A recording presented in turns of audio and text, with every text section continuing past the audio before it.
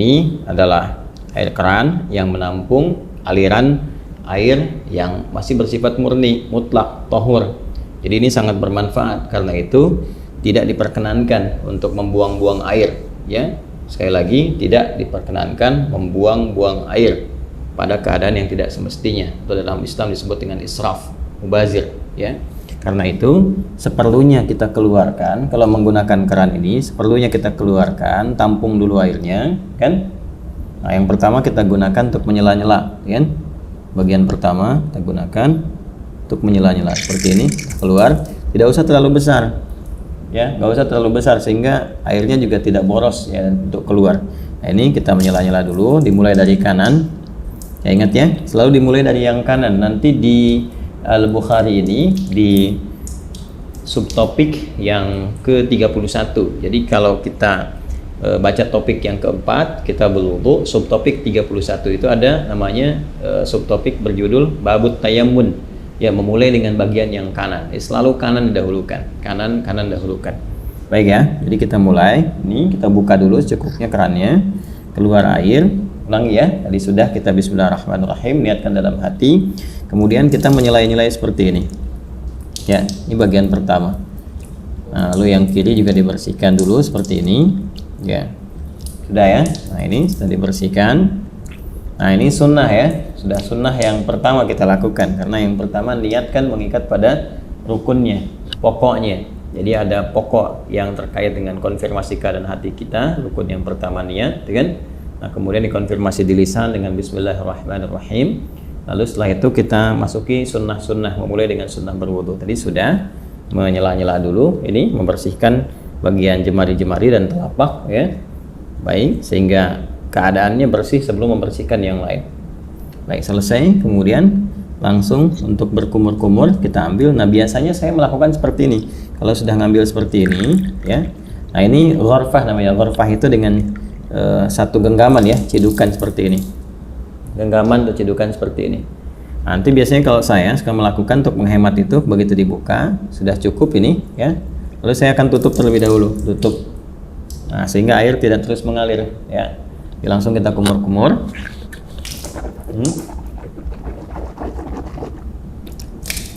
Baik, saya ingin terangkan terlebih dahulu. Di saat mengumur-kumur itu namanya tamadad, ya, tamadad. Itu bisa kita lakukan dengan 2-3 pendekatan. Pertama, kumur-kumur terlebih dahulu, ya, kumur-kumur sampai keluar, ya. Kemudian yang kedua juga kumur-kumur, nanti sebagian airnya langsung dihisap, ya, dihisap. Jadi kumur-kumur, sebagian airnya dihisap. Nah, itu yang dihisap itu istinsyak namanya, ya, masuk ke dalam hidung, istinsyak, usahakan agak dalam. Nah, nanti kemudian kita keluarkan disebut istinthar namanya, ya. Ini bagian yang kedua, kumur-kumur, ya. Kemudian yang pertama, yang keduanya itu sambil dihisap, baru nanti istinsyak ini, kalau istinthar dikeluarkan. Ada nanti sedikit saja, bisa tambahan kalau menggunakan siwak, ya, untuk bisa membersihkan itu, ya. Jadi bisa saja kemudian kalau memang tidak ada itu bisa gunakan bagian jari yang dianggap bersih, ya. Tadi kan sudah dibersihkan. Untuk membersihkan kalau ada sisa makanan yang kalau tidak ada siwak dengan kayu tertentu atau sikat gigi, Anda bisa gunakan bagian jari yang dianggap sesuai untuk membersihkan kalau ada sisa makanan di sini yang tidak cukup dengan kumur-kumur, ya. Saya ambil contoh begini misalnya, ini buka seperti ini, ya. Lalu kita mulai, ya. Lalu kita tutup dulu ini, ya, seperti ini.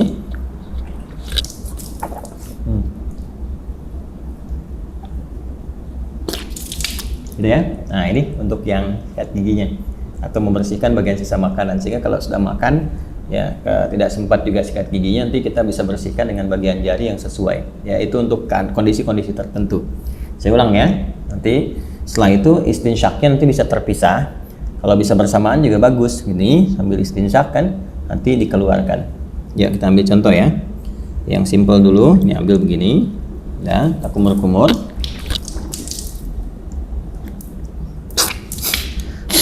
Oh, ya.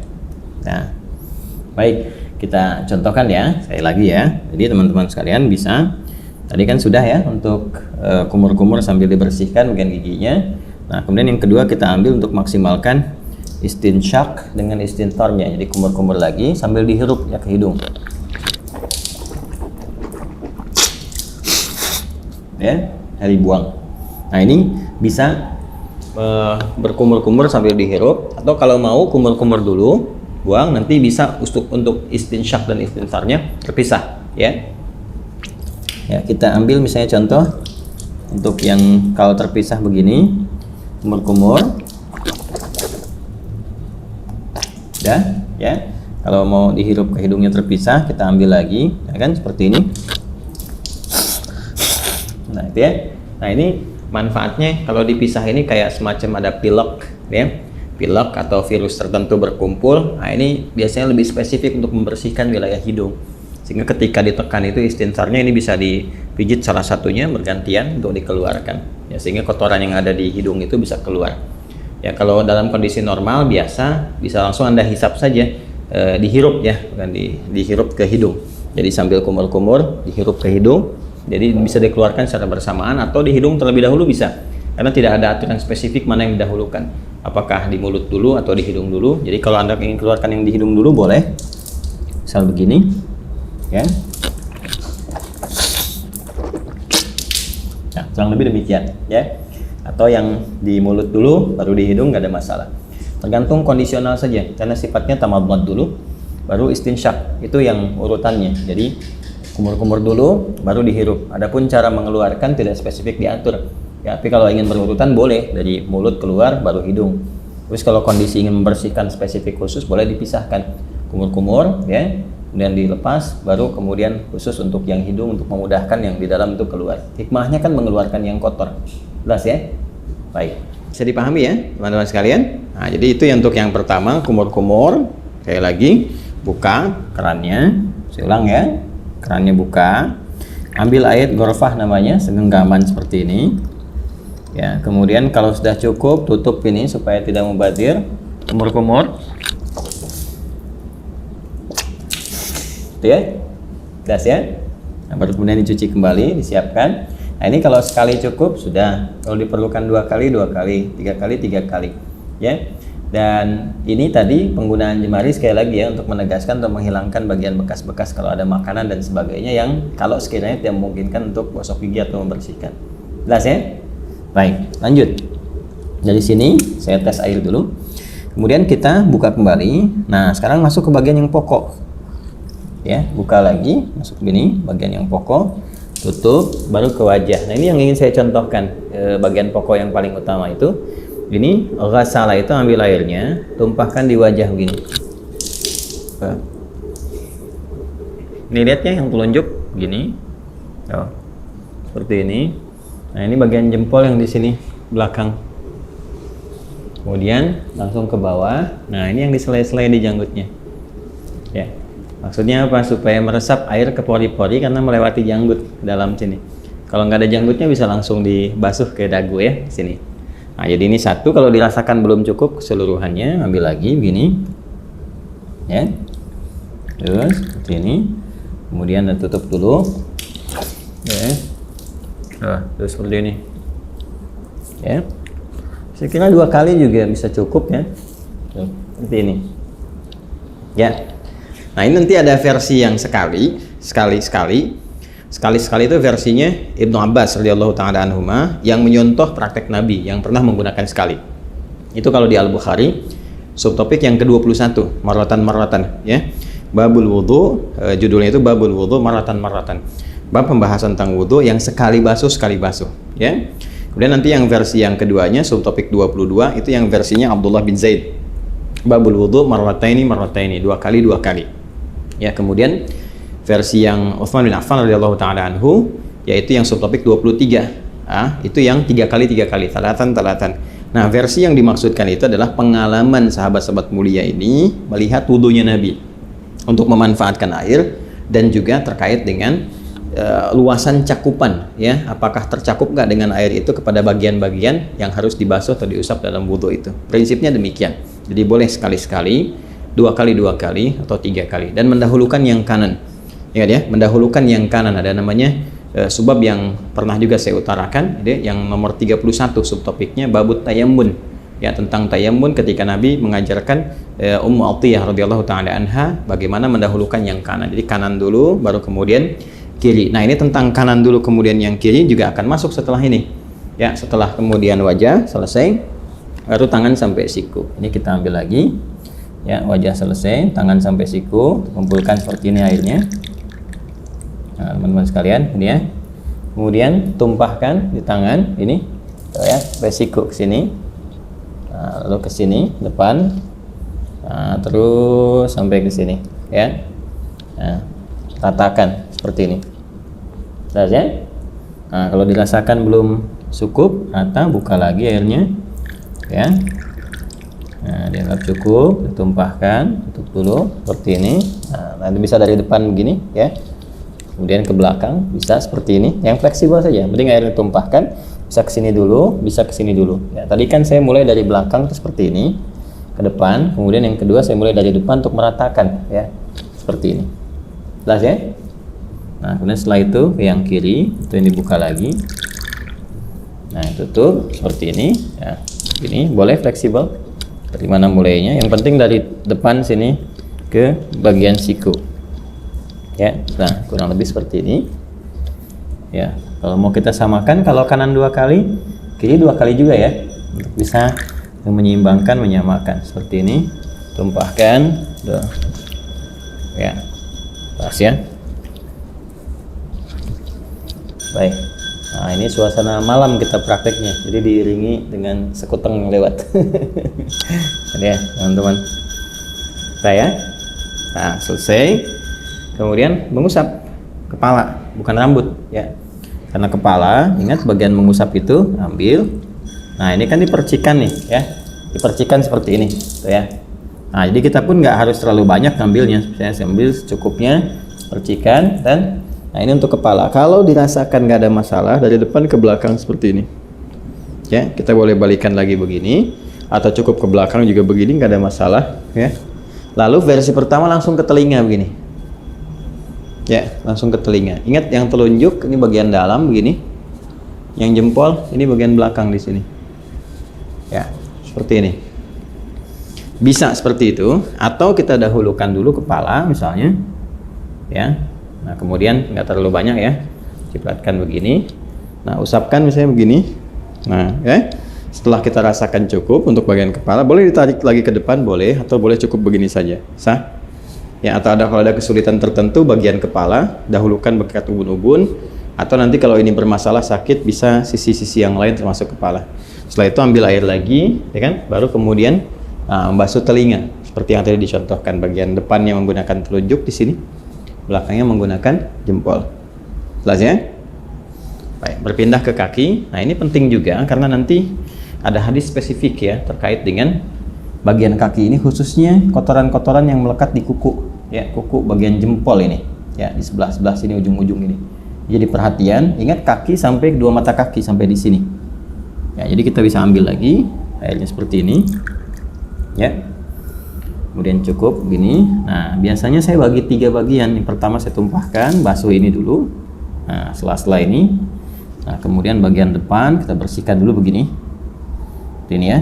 Nah, udah seperti ini ke belakang, dan tentunya bagian belakang tidak mendapatkan porsi air yang cukup ya, walaupun mendapatkan bagian tertentu untuk mengusap, tapi ini lebih bersih untuk bagian depan pertama.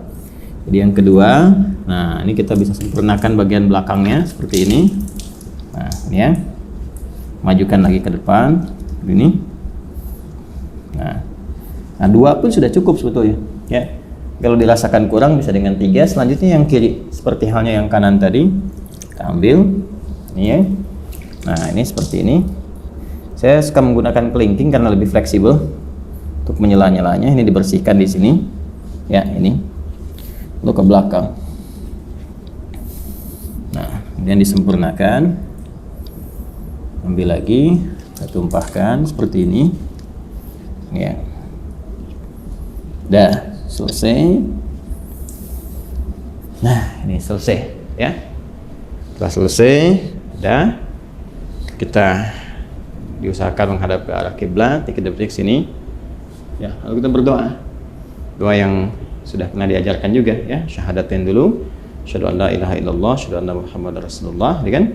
Allahumma ij'alni minat tawwabin waj'alni minal mutatahhirin. Ya, kalau kita ingin supportkan doanya supaya dengan kita taubat, kemudian juga kita bersuci, ya Allah jadikan aku termasuk orang taubat. Berarti ini tadi kita sambil evaluasi. Makanya ada ulama juga yang menyarankan sambil saat dibasuh ini, dan nadhafah ini kan nadhafah nih luarnya, nadhafah. Ya, tapi juga harus ada al-husnu wadhiya. Sifat husnu wadhiya itu yang dimaksud dengan taharahnya. Bersih luarnya, suci dalamnya. Ini yang diisyarat Nabi di hadis Muslim. Begitu jatuh air wudhu itu, jatuh pula dosa-dosa yang melekat kepada fungsi-fungsi organ tubuh yang digunakan itu. Jatuh. Nah, jatuhnya ini dengan taubat. Jadi kita merasakan ini ada yang salah nih sebelum wudhu nih ya, supaya hilang kesalahan itu. Makanya ada ulama yang mengajarkan evaluasi saat dibasuh itu. Merasakan dalam diri, minta sama Allah supaya digugurkan dosa yang ada di wajah, gugurkan dosa yang ada di tangan, macam-macam. Dalam hati kita bisa meminta dengan bahasa kita. Ya Allah, gitu kan, mohon hilangkan kesalahan-kesalahan yang melekat atau kebiasaan buruk pada tangan, pada wajah sebelumnya ya. Dan sampai dengan ke ujung kaki itu dalam hati kita bisa meminta, tidak ada masalah di situ karena ada unsur taubat di dalamnya. Jadi begitu selesai kita berdoa, kita mohon kepada Allah, digolongkan pada orang-orang yang taubat, kemudian juga yang terbiasa bersuci. Mutatahhir itu biasa bersuci. Jadi begitu wudunya misalnya batal, suci lagi sehingga terjaga dalam kebaikan. Karena prinsip wudu itu kan menjaga diri dalam kebaikan. Oke? Baik, selesai ini dengan menggunakan versi kran ya. Gunakan versi kran. Nah, sekarang kita akan mencoba menggunakan versi bejana. Nah, di sini ada gayung ya. Kita akan coba gunakan gayung ini. Sebetulnya kalau kita bersandar pada tadi ya, jumlah volume air yang kita gunakan saat menggunakan kran itu kan sebetulnya nggak banyak. Ya, kalau ada di minuman kemasan dengan bentuk kayak gelas itu sekitar 250 mili ya. Itu kan kurang lebih segitulah, ya nggak terlalu banyak yang kita gunakan seperti tadi disampaikan.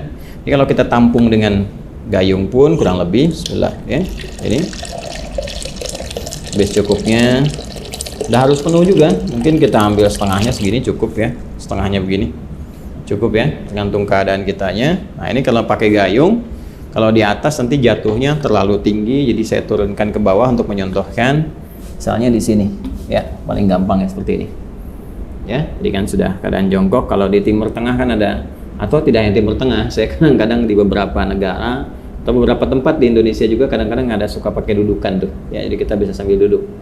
Nah ini kalau seperti ini pakai bejana kurang lebih disimpan seperti ini. Jadi kalau bejananya lebar nanti bisa sambil diambil seperti ini ya kan. Nah, tapi dengan catatan juga nanti tidak ada sisa-sisa air yang terlalu banyak yang melekat di lengan ya, khususnya di telapak ini, sehingga mencampur kepada yang sudah ada. Jadi amannya kalau mau aman, apalagi dengan kondisi seperti ini, kita tuangkan seperti ini ya, jelas ya. Ini bagian pertama. Nah, terus kemudian seperti ini. Nah ini lebih hemat nih digunakannya, satu ya, sudah selesai. Nah, kita ambil versi yang sekali ya kan. Nah, kemudian dari sini ambil lagi kan. Nah ini ya, nah ini berkumur. Ya, kalau dirasakan belum cukup, ada yang sekali, dua kali, seperti tadi saya contohkan, gak ada bedanya dengan yang pertama. Kemudian ngambil lagi gini, ya. Nah ini sama persis teman-teman sekalian, gak ada bedanya dengan yang pertama tadi. Kita wajah, ini, ya, begini, tuh, ya, seperti tadi ya, diulang. Kemudian selanjutnya untuk tangan seperti ini. Ya, baik dari depan, dari belakang, yang penting dimulai dari sini ya sampai ke siku. Nah yang kanan sudah, kita gunakan bagian yang kirinya ya, sama saja seperti yang saya contohkan tadi. Kita ambil dulu ya. Nah ini ambil, kemudian paskan dulu gayungnya karena ini kan nggak rata di sininya ya teman-teman. Kalau kita mau pindahkan sini juga boleh sebetulnya, nggak ada masalah ya. Nah kemudian jatuhkan di sini. Nah seperti ini ya. Baik, ayo cari pijakan biar aman, biar nggak tumpah atau seperti kayak gini kan agak susah ya keseimbangannya. Nah kemudian seperti ini ya, dicipratkan sedikit, kemudian kepala balikan kembali atau tidak sama sekali ke sini, nggak ada masalah, ke telinga seperti ini. Nah ya kurang lebih seperti itu. Kalau ini ada sedikit di bawah kita, maka kita harus agak naik untuk membasuh kaki ya, seperti ini. kita naikkan gini ya, seperti yang tadi pertama ini. Baik, kemudian diambil lagi ya seperti ini ke belakang untuk meratakan. Dia 2 kali ya teman-teman sekalian ya. Ya, kemudian pakai yang kirinya seperti ini, seperti yang dicontohkan di awal tadi. Setelah itu kita ambil lagi sekali lagi. Nah, jadi seperti ini kan.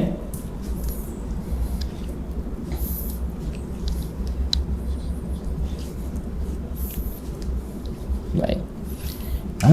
Selesai 2 versi ini, dan masya Allah tuh masih bersisa. Artinya kan sebetulnya nggak butuh banyak gitu airnya, ya, nggak butuh banyak. Ini tinggal kita berdoa. Setelah itu seperti tadi disampaikan. Jadi kurang lebih seperti itu contoh yang bisa kita tunjukkan. Dimulai dari awal, kemudian mengondisikan dulu ya kerannya seperti apa yang bisa digunakan. Jangan mubadir, bersiap-siap. Kalau saya suka membiasakan karena ini hadapnya ke kiblat nih. Ini kan arahnya ke kiblat nih. Saya suka membiasakan kalau ada aktivitas terutama terkait ibadah, cari yang kira-kira posisinya ketika dikerjakan menghadap ke arah kiblat. Itu hanya kebiasaan saja dan tidak harus demikian, tapi kalau bisa dikerjakan ya itu lebih bagus ya. Kecuali kalau sholat jelas. Sholat menghadap ke arah kiblat, kemudian baca Quran sunnahnya menghadap ke arah kiblat ya. Hanya dalam wudhu kan posisi keran bisa beda-beda. Tapi biasanya saya selalu mencari yang kira-kira menghadap ke arah kiblat untuk menjaga saja kondisi itu. Ini yang kita bisa tunjukkan. Kemudian selanjutnya tadi sudah mengondisikan, lalu mulai berniat ya, dan dimulai nanti dari mulai sunnah sampai ke pokok-pokoknya sampai yang terakhir, dan dilakukan dengan tertib. Nggak boleh lompat-lompat ya, terus dijaga, jangan sambil juga diskusi, ngobrol sama teman-teman dan sebagainya, tidak, supaya bisa fokus dalam berwudu dengan suasana batin yang nyaman. Kalau ini kan saya mencontohkan, contoh bukan dalam praktek yang sesungguhnya dikerjakan untuk kepentingan tertentu ibadah, tapi ini untuk kepentingan